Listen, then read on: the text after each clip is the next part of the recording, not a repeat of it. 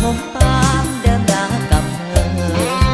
มิ่งควันหลักเมืองกำเนิดเมื่อชาติลาวอยู่ส่วนนิรันดรปลูกต้นลันหลังหลอกหยักยาต้มสิ่งนานาบางคงก้มกาบังทางหรือเวียนแห้งเป็นหูบุญพาคืนนี้มาโหยดนตรีดังสนั่นความเศร้าหายเสียงพลัน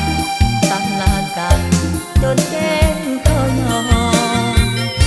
ผู้ต้นลังเงินยืนมองจ้องขบวนเฮนานาสุขใจแท้จนหลั่งน้ำตาพออยากลาหนีไปไกลบอกว่าเฮนาปีน้ำได้คืนมาใหม่ปีนี้เที่ยวสมใจ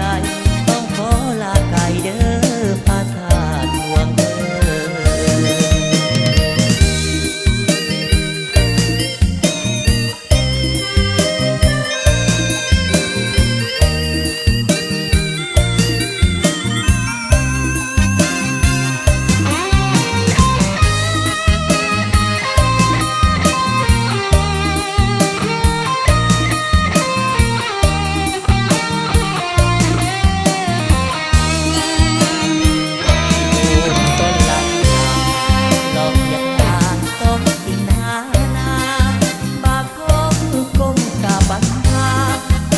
เวียน